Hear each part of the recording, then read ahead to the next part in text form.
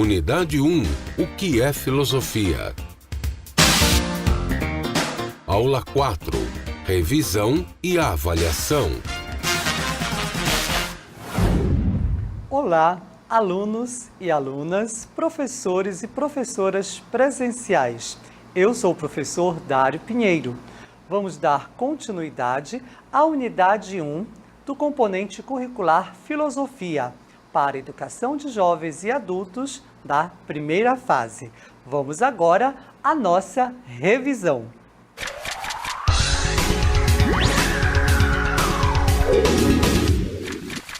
Vamos iniciar a revisão com a seguinte pergunta. Afinal, estamos trabalhando filosofia e perguntar é algo que faz parte deste componente. Por isso, vem aí a primeira. Como pensamos? É isso que a filosofia vai nos perguntar neste primeiro momento. E o que ela nos responde? Um pensamento inquieto, que não se conforma com respostas prontas. Está sempre enfrentando os problemas que nos fazem pensar. Pensar, pensar e pensar. É assim que trabalha o pensamento filosófico. Ele não está satisfeito com aquela resposta que é oferecida a cada um de nós, a você, para mim, no primeiro momento. Nós, filósofos, nós, pensadores, você aí, aluno e aluna, tem que indagar, tem que perguntar. Não fique satisfeito com a primeira resposta. Se isso não lhe satisfizer, você deve perguntar. E como você vai perguntar? É aí que vai entrar o pensamento filosófico, que vai nos dar orientações de como tudo isso aconteceu, como nós, seres humanos, temos essa capacidade de perguntar, de questionar e, o mais importante, de encontrarmos as respostas. E, a partir do momento que encontramos estas respostas, novas dúvidas surgem. Olha que interessante. É assim que o pensamento filosófico funciona, por meio do exercício do pensamento que o ser humano faz. E, a partir deste pensamento e desta ação, deste exercício de pensar, é que nós, seres humanos, transformamos a nós mesmos e ao mundo. O mundo que nos cerca, todo ele é cheio de natureza, mas essa natureza sofre a influência direta de cada um de nós, seja aqui onde eu estou, seja onde você está, aí na sua comunidade.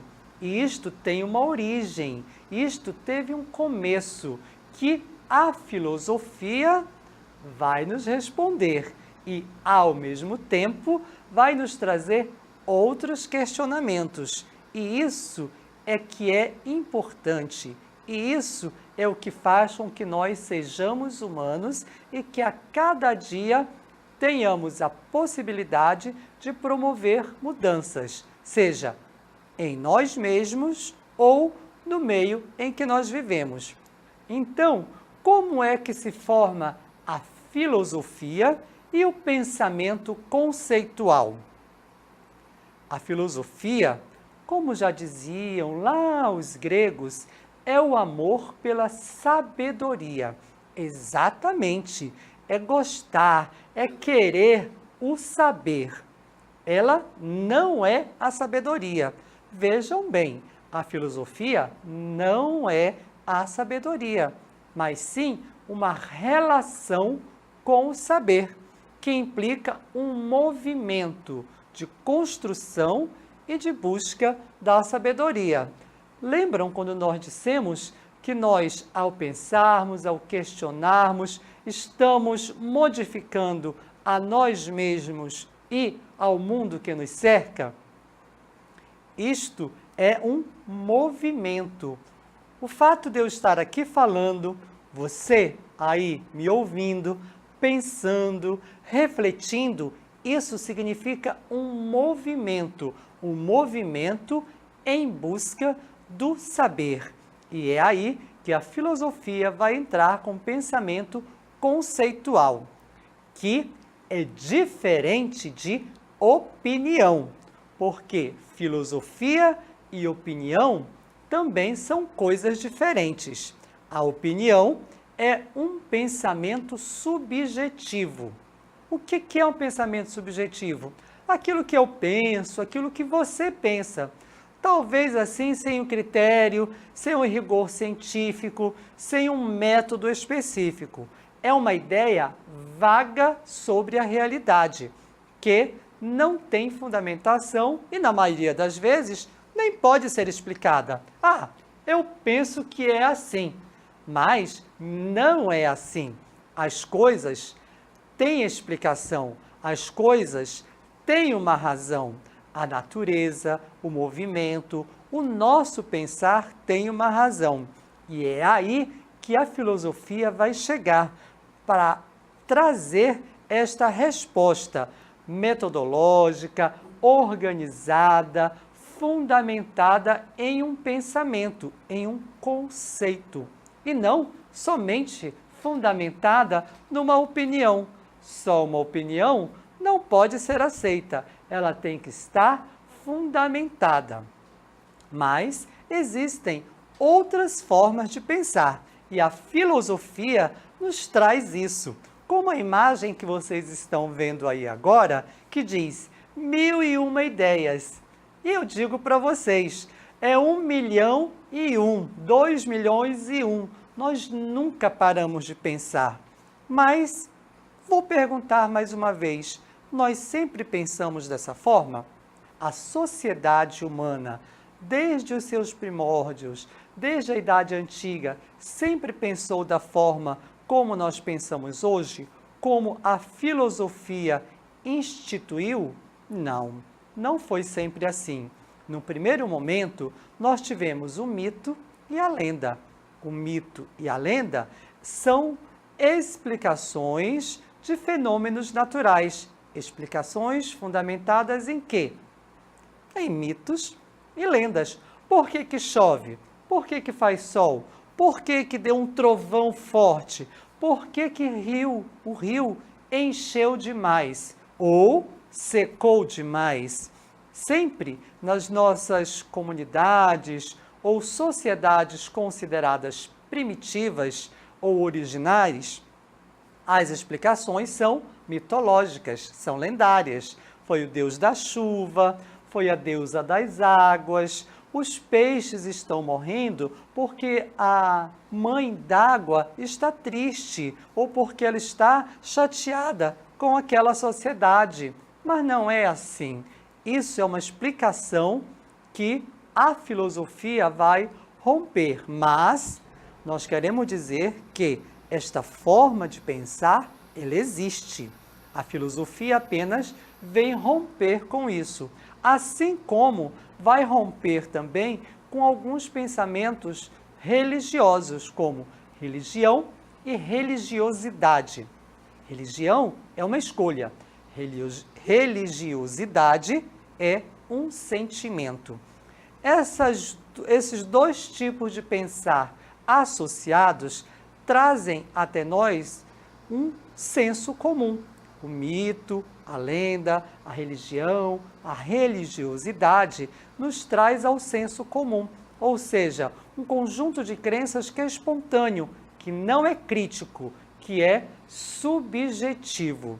E a filosofia, vamos repetir, vai mudar a forma de pensar mitológica, a forma de pensar lendária, vai mudar a forma de pensar religiosa e vai nos tirar do senso comum.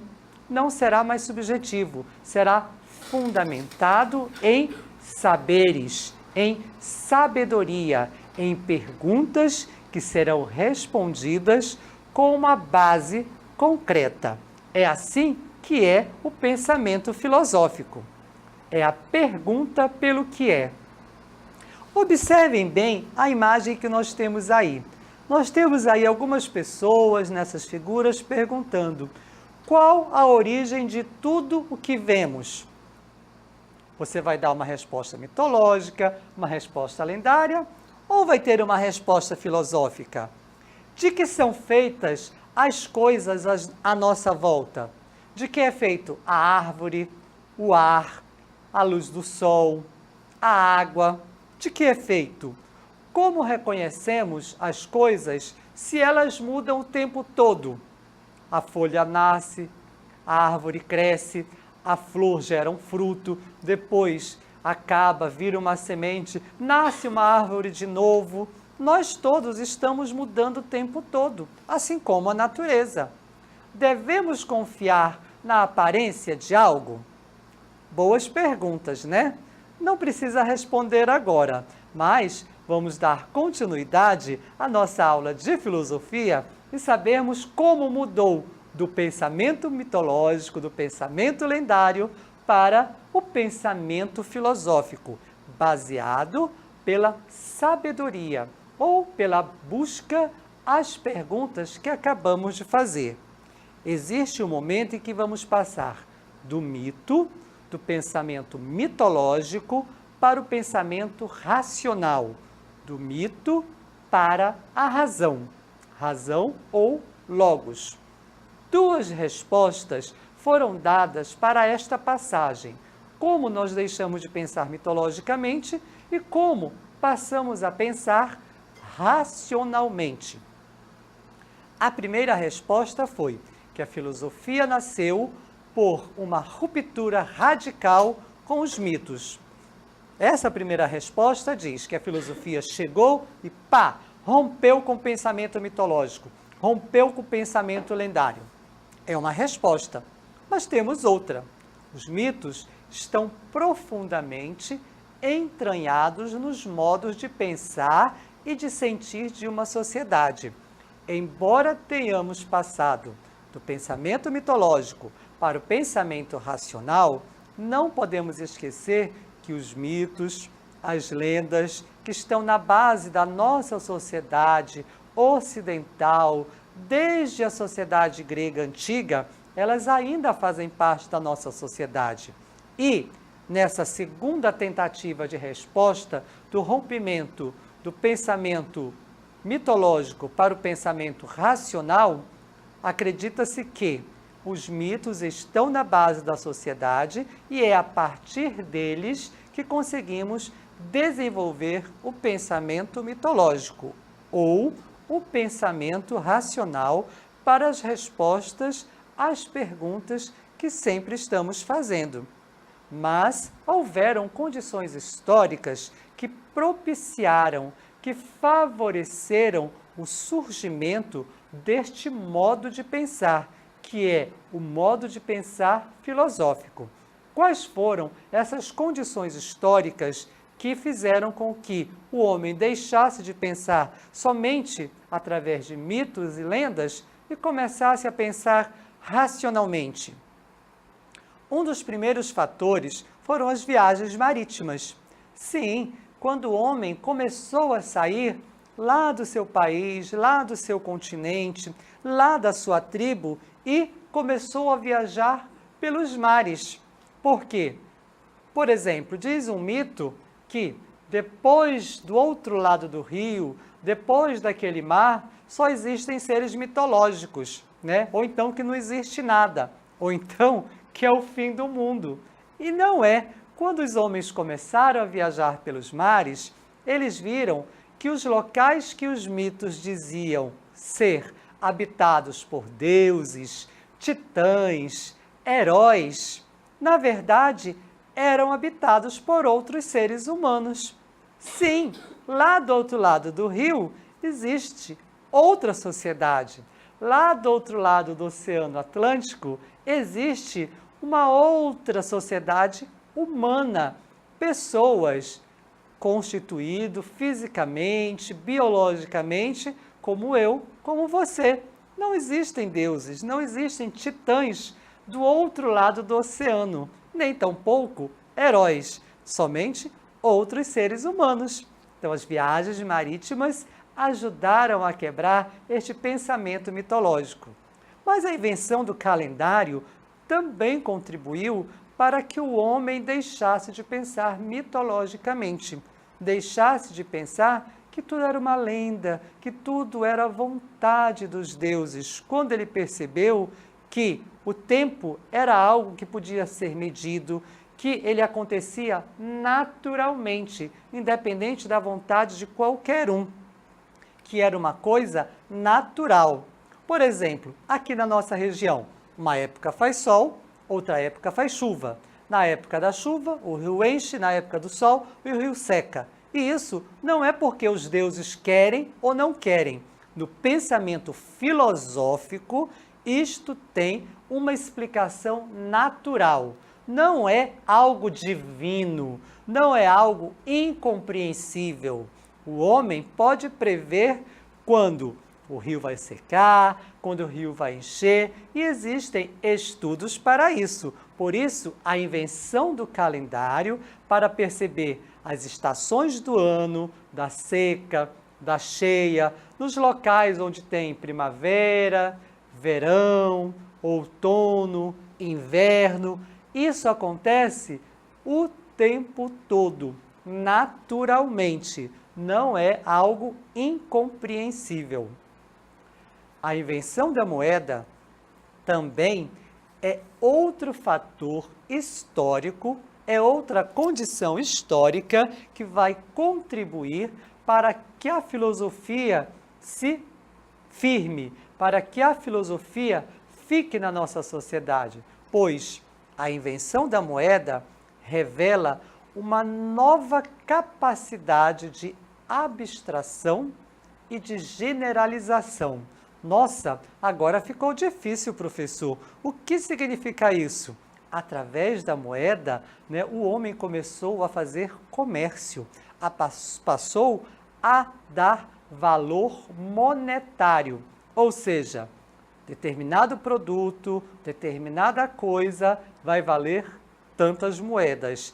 Havia uma relação de abstração. Quem disse para você que um tronco de árvore de uma determinada madeira vale tantos reais, vale tantos dólares? É apenas um tronco de árvore, mas a partir da abstração, da generalização daquele produto, do valor da moeda e da forma como as sociedades humanas começaram a se organizar, esse valor monetário modificou radicalmente o pensamento mitológico. As coisas começaram a ter valor material. E esse valor material estava traduzido através das moedas. Isso foi um grande passo na humanidade e que fez com que o pensamento filosófico se firmasse, se tornasse mais forte entre nós. Outro fator e outra contribuição para o surgimento da filosofia é a questão política. Sim, nós, seres humanos, percebemos que somos seres políticos. É a invenção da política. A ideia da lei como expressão da vontade de uma coletividade humana. Isso tem, historicamente falando, a sua base lá na Grécia, Quando os homens começaram a se unir, a conversar e dizer, não, isso aqui é o que nós queremos. Essa é a ideia que tem que prevalecer, porque isto é melhor para nós, isto é melhor para a nossa sociedade. Então, vamos escrever isso? Vamos transformar estas ideias que todos nós concordamos em lei? E a lei passou a ser, naquele momento, lá na Grécia Antiga, a vontade de uma coletividade, de um grupo. Hoje ainda é assim, mas foi lá na Grécia que esta forma de pensar, esta forma política de se organizar, de colocar na prática as suas ideias, que fez com que a filosofia se firmasse. A política valorizou o ser humano, valorizou o pensamento, a discussão, a persuasão e a decisão racional. Exatamente. todas as ideias eram baseadas, eram fundamentadas na razão. Não podemos esquecer disso. Não é mais opinião, não é mais senso comum. Existe uma fundamentação racional, ou seja, adquirida através do saber. E o pensamento filosófico, a filosofia, foi que trouxe essa capacidade para nós, seres humanos. Mas quem foram os primeiros homens a pensar dessa forma? Quem foram os primeiros filósofos que deixaram seus ensinamentos para que nós, hoje, no século XXI, pudéssemos estar falando desta forma, pensando racionalmente? Nós temos aí alguns grupos de filósofos. Os primeiros foram os cosmológicos. Cosmológicos são aqueles grupos de filósofos que buscam desvendar a origem do universo. Como surgiu a Terra, como surgiram as estrelas, como surgiu o fogo, como surgiu o ar. Eles estavam baseados em fundamentos cosmológicos, do cosmos. Eles buscavam as respostas para o ser humano através do desvendamento da origem do universo. Logo a seguir, teremos outro grupo de filósofos, que são chamados de físicos ou fisicistas. Esses primeiros filósofos físicos ou fisicistas, eles buscavam respostas nos aspectos físicos da natureza, na physis, né? Quando eles buscavam resposta para de onde viemos ou para onde iremos, eles buscavam a resposta em algo físico, como a terra, por exemplo, como os galhos das árvores, ou pensavam o fogo como algo concreto, algo físico, né? O ar que nós não vimos, mas que sentimos, respiramos, também é algo físico. Vejam como esses grupos se aproximam muito um do outro, os cosmológicos e os primeiros filósofos físicos. Logo a seguir, vamos ter os filósofos pré-socráticos. Gravem bem essa palavra, pré-socráticos, que significa antes de Sócrates, antes de uma pessoa, antes de um ser humano, de um grego, que se chamou Sócrates. Existiram um grupo de filósofos antes deles que se chamaram pré-socráticos. Esse grupo de filósofos, que são os primeiros, né, juntamente com os cosmológicos, com os físicos, que são os pré-socráticos, eles é que de fato vão introduzir o pensamento filosófico. Vamos relembrar o que é o pensamento filosófico? É aquele pensamento que é fundamentado no saber, na busca de uma resposta fundamentada pela razão e não pela opinião. Quando alguém disser alguma coisa e você não se satisfazer com aquela resposta, você pode perguntar por quê. E aí sim, vamos fundamentar essa resposta baseado em elementos concretos, em elementos racionais. Quando eu digo concretos, nem sempre vamos ver esses elementos que fundamentam essa resposta, mas a nossa forma de pensar vai fazer com que nós possamos abstrair e entender e dizer, então faz sentido, tá certo, é por isso e por aquilo. Não é só porque eu estou dizendo ou só porque você está dizendo. Não, nós vamos dialogar, nós vamos conversar. E aí vem outra pergunta, que interessante, né? A filosofia, ela vai crescendo, ela vai se desenvolvendo sempre a partir de perguntas. Quando você responde uma, vem outra, né? Nós falamos que tinham um grupo de homens, um grupo de pessoas, gregos antigos, né? Que começaram a pensar filosoficamente. E o que perguntavam esses primeiros filósofos? Qual eram as primeiras perguntas que eles fizeram que fez com que o pensamento filosófico fosse se desenvolvendo, rompendo com os mitos, rompendo com as lendas ou até mesmo com o pensamento religioso, para que se instaurasse o pensamento racional? E que pergunta faziam ou buscavam os primeiros filósofos? A pergunta fundamental, inicial, em grego, nós chamamos de arché. Isso mesmo, a arché é o princípio fundamental. Onde foi que tudo começou? Onde foi que nós começamos? De onde que nós viemos? Para onde nós vamos? Os gregos chamaram isso de arché. O homem começa a desconfiar das explicações tradicionais. Quais são essas explicações tradicionais? Os mitos, as lendas. Eles não estavam dando todas as respostas às perguntas, às dúvidas que se tinham. É por isso que esses primeiros filósofos, sejam eles cosmológicos, físicos ou pré-socráticos, começaram a fazer.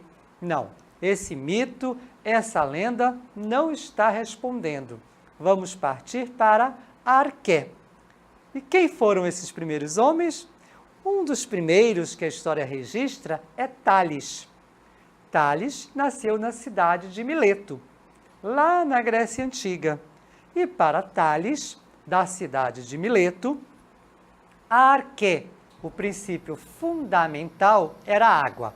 Ele dizia, não, todos nós, tudo que temos, tudo que vemos, veio da água. E seus diferentes estágios. Sim, se transformou em árvore, se transformou em pedra, se transformou em ar, se transformou em homem, então isso foi um estágio da água. A água é o princípio fundamental. Mas aí veio outro filósofo e disse, não, o princípio fundamental, a arché, não é a água, foi Anaximenes. Sim, Anaximenes. Ele disse que o princípio fundamental é o ar. O ar é que é vida. O ar é que fez, é que moldou tudo que temos e tudo que vemos. Mas aí, outros filósofos também vieram com suas respostas, né? E um terceiro foi Heráclito. Heráclito disse, não, o princípio fundamental é o fogo.